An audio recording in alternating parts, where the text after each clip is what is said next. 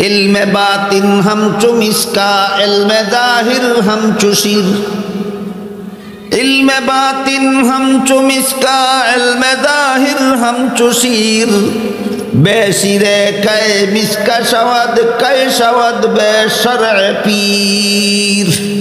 एर अर्थ हইল শরীয়ত হইল দুধের মতো, মারিফত হইল ঘিয়ের মতো। যেমন ভাবে দুধের মধ্যে মেহনত করলেই ঘি পাওয়া যায়, তেমনি ভাবে কষ্ট করে শরীয়তের বিধান পালন করলেই মারিফত হাসিল করা যায়।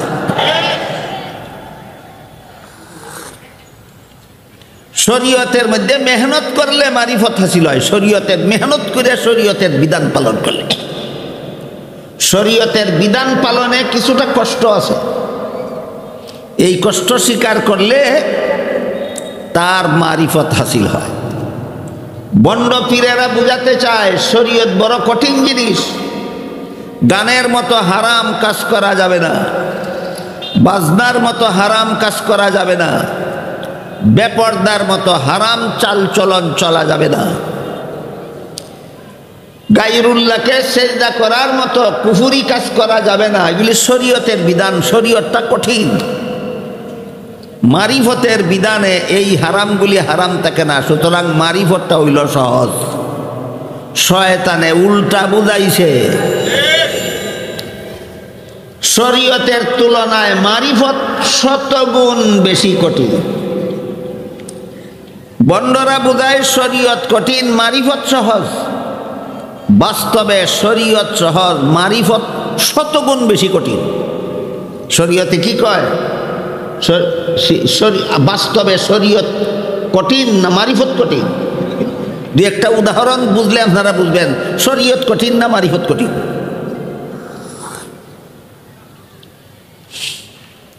শরীয়তের বিধান বলে 4 ফরজ আদায় করে উযু করলে উযু হয়ে যায়, সেই উযুর দ্বারা নামাজ পড়া যায়, যে শরীয়তের বিধান। 4 ফরজ আদায় করে উযু করলে শরীর পবিত্র হয়ে যায়, এই পবিত্র দেহদারি নামাজ পড়লে নামাজ শুদ্ধ হবে, নামাজ শুদ্ধ হবে, যে শরীয়তের বিধান। মারিফতের বিধান হইল বাহ্যিক শরীর শুধু পবিত্র করলে তোমার আসল পবিত্রতা হাসিল হবে না।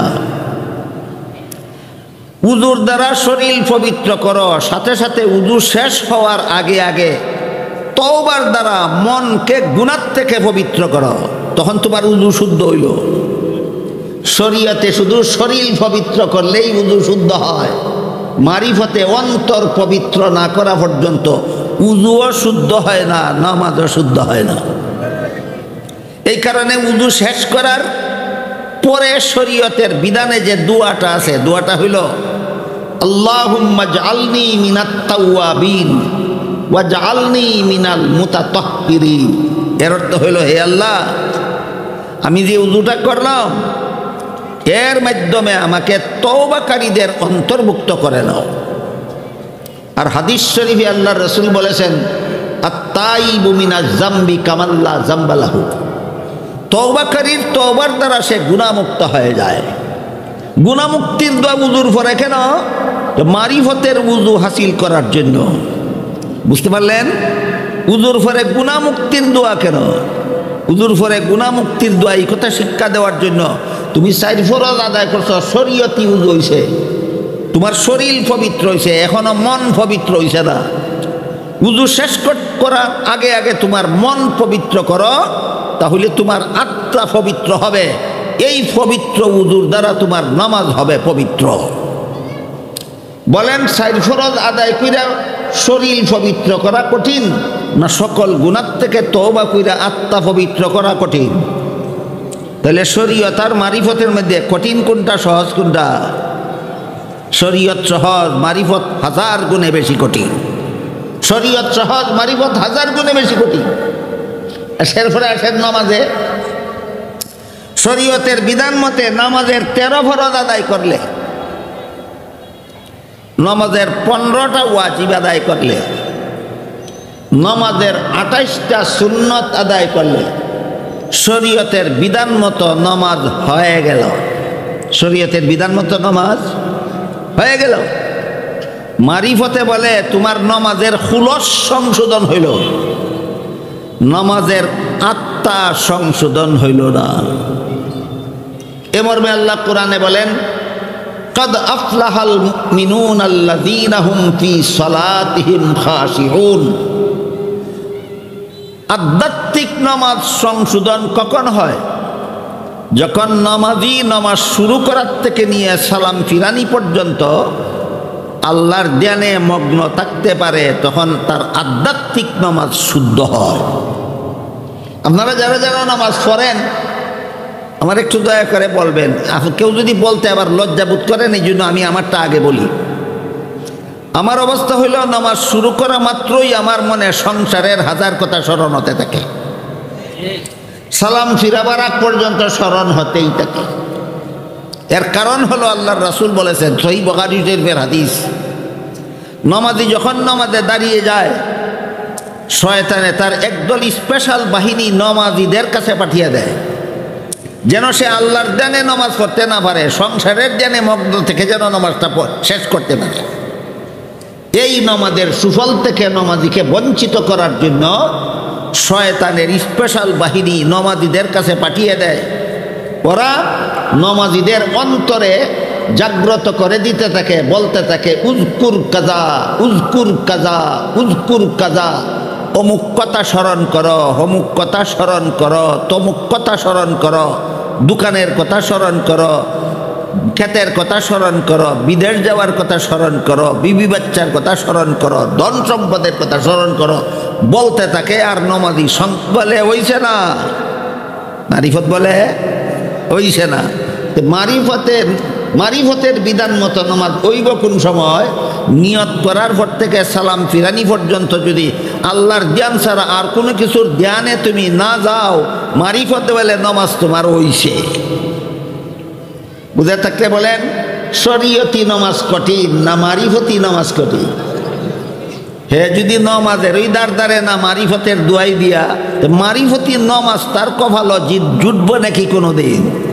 সুতরাং মারিফতের দোহাই দিয়া যারা বলে শরীয়তের হারাম, মারিফতে হারাম থাকে না, এইগুলি পিরাকি নয়, ভণ্ডামি ছাড়া আর কিছু নয়।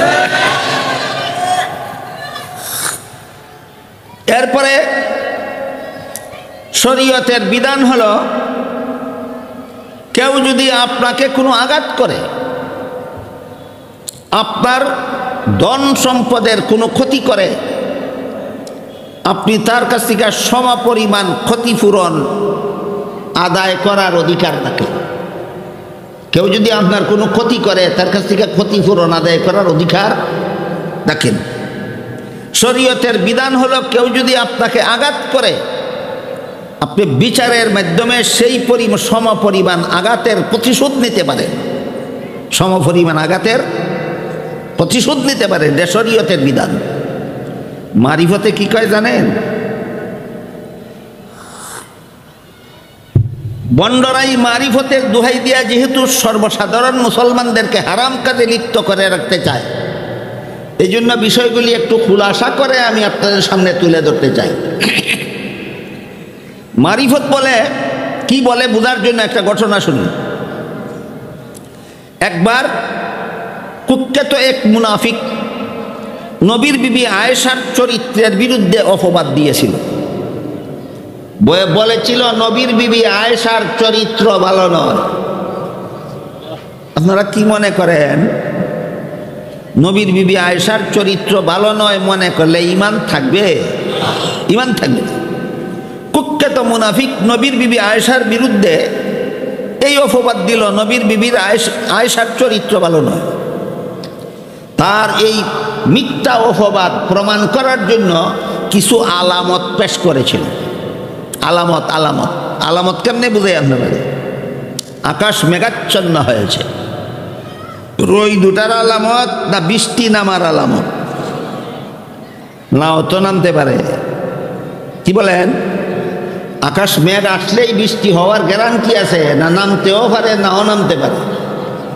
আলামতের মধ্যে সম্ভাবনা উভয় দিকেরই থাকে।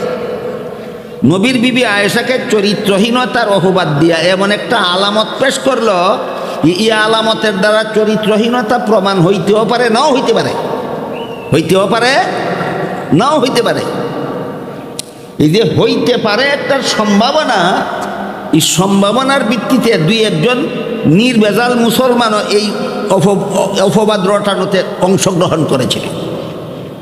মুনাফিকের কথায় কথায় এক দুজন মুসলমান নবীর বিবি আয়েশার চরিত্রের বিরুদ্ধে সন্দিহান হয়ে পড়েছিলেন। এর মধ্যে একজন মুসলমানের নাম ছিল মিস্তাহ, একজন মুসলমানের নাম ছিল মিস্তাহ। মিস্তাহ হযরত আয়েশার সম্পর্কে আত্মীয় হতেন, আর এমন গরিব ছিলেন যে আয়েশার বাবার নাম চিনেন আপনারা কেউ? হযরত আবু বকর সিদ্দিক রাদিয়াল্লাহু। হযরত আবু বকর সিদ্দিকে দান খয়রাত করতেন, এর দ্বারা মিস্তার সংসার চলত। বলেন মিস্তা নামের সরল মুসলমান যে মুনাফিকের অপপ্রচারণে শরিক হয়ে গেলেন, কার অবদানে সংসার চলত? আয়েশার বাবার। আয়েশার বাবার অবদানে সংসার চলত। যখন এই মিস্তা মুনাফিকের পক্ষে আয়েশার বিরুদ্ধে মাঠে নেমে গেলেন, হযরত আবু বকর সিদ্দিক রাদিয়াল্লাহু আনহু মিস্তাকে দান খয়রাত করা বন্ধ করে দিলেন। দান খয়রাত করা বন্ধ করে দিলেন। বলেন তো আপনার উপর কি ফরজ আপনার কোনো আত্মীয়কে তার সংসার চালাবার উপযোগী দান খয়রাত করা, না দয়া? আবু বকর দয়া বন্ধ করে দিলেন। আমি একজনকে অনেকদিন দয়া করেছি, আর করব না, এটা কি শরীয়তে অনুমতি নাই? অনুমতি নাই? আমি রেগুলার একজনকে প্রত্যেক দিন বাজার খরচের পয়সা দিতাম, এক আমার সাথে বেয়াদবি করছে, আমি আর দেব না, এই অধিকার আমার আছে শরীয়তে। তাই শরীয়তের বিধানে অধিকার আছে মনে করে হযরত আবু বকর সিদ্দিক রাদিয়াল্লাহু আনহু মিস্তার সংসার চলার জন্য যে দান করতেন, দান বন্ধ করে দিলেন। আল্লাহ পাক রব্বুল আলামিন কোরআনে আয়াত নাজিল করে বলে দিলেন, মিস্তা তোমার সাথে অপরাধ করেছে, এই জন্য মিস্তার উপর তোমার দান দয়া বন্ধ করে দিয়েছ। তুমি কি জীবনে কোনোদিনও আল্লাহর দরবারে অপরাধ করো নাই?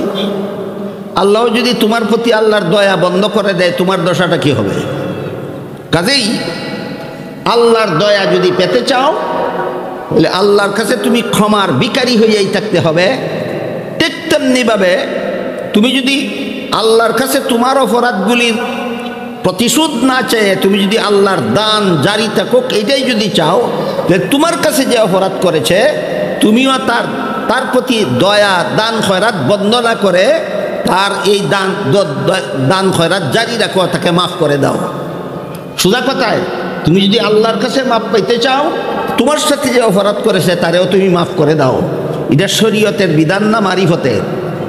শরীয়তের বিধান কয়ে আমি প্রতিশোধ নিতে পারি। আল্লাহ বলেন প্রতিশোধ নিতে যাইও না, নিতে পারো শরীয়তের বিধান, মাফ করে দেওয়া মারিফতের বিধান। প্রতিশোধ নেওয়া শরীয়তের বিধান, মাফ করে দেওয়া মারিফতের বিধান। উদাহরণ বুঝে থাকলে বলুন, শরীয়ত কঠিন না মারিফত কঠিন? বন্ড দলে কি কয়, নমাজ পড়া শরীয়তে ফরজ, মারিফত হাসিল হইলে নমাজ ফরজ থাকে না। গাঞ্জা খাওয়া শরীয়তে হারাম, মারিফত হাসিল হইলে গাঞ্জা খাওয়া হারাম থাকে না। বেপরদা চলা শরীয়তে হারাম, মারিফত হাসিল হইলে বেপরদা চলা হারাম থাকে না। গান বাজনা শোনা শরীয়তে হারাম, মারিফত হাসিল হইলে গান বাজনা হারাম থাকে না। সেটা মারিফতকে শরীয়ত থেকে কঠিন করলো না মারিফতকে শরীয়ত থেকে হাজার গুণে বেশি সহজ করে দিল? এটা সত্যিকারের মারিফত নয়, এটাই মারিফতের নামে ভণ্ডামি আর শয়তানি। সুতরাং মারিফতের দোহাই দিয়া যারা এমন সব অনুষ্ঠান করে, যেসব অনুষ্ঠানে শত শত রকমের হারাম কাজ হয়, যে সমস্ত অনুষ্ঠানে গান হয়, বাজনা হয়, বেপরদা চলে, বিদাত করে, বাবার কাছে দোয়া করে, বাবার কাছে সন্তান চায়, বাবার নামে মান্নত করে, গরু ছাগল মহিষ মহিষ এইগুলি বাবার নামে মান্নত করিয়া ওই উরুসনিয়া জবাই করিয়া বন্ড বেনমাজি বেপরদাদের খাওয়ায়, সবগুলি হারাম, সবগুলি হারাম। নাম দিয়েছে মহাপবিত্র উরুস মুবারক। এতগুলি হারাম কাজের আস্তানার নাম বলে মহাপবিত্র উরুস মোবারক শুধু সাধারণ মুসলমানের চোখে ধুলা পরা দেওয়ার জন্য। বিষয়টা বোঝাবার জন্য আপনাদের একটি উদাহরণ দিয়ে কথা শেষ করি। আমার মনে হয় মাধবপুর বাজারের পশ্চিম এলাকার মানুষের উদাহরণটা বুঝবো সহজে। সেটা হইল, যখন বর্ষার পানি আসে তখন মানুষে বিভিন্নভাবে মাছ শিকার করে। কেউ জাল দিয়া শিকার করে, কেউ বড়শি দিয়া শিকার করে। বড়শি দিয়া মাছ শিকারের পদ্ধতি আপনারা জানেন? কেউ বড়শি কাটাওয়ালা বড়শি এমনিই মাছের মুখের সামনে দেয় না মজার আদার দিয়া ডাক্কা দেয়? কেন? মাছে যেন কাঁটাটা না দেখিয়া শুধু আদার দেখিয়া গিল্লা নেয়। যেমন ভাবে মাছকে এই প্রাণঘাতী কাঁটাওয়ালা বড়শি দেখতে দেওয়া হয় না, মজার আদার দিয়া ডাক্কা দেওয়া হয়, ঠিক তেমনি ভাবে জনসাধারণ মুসলমানকে ইমান বিধ্বংসী কুফুর শিরিক বিদাত হারাম কাজের আস্তানা উরুসকে, এগুলি যে হারাম এইদিকে যেন জনসাধারণের দৃষ্টি না যায়।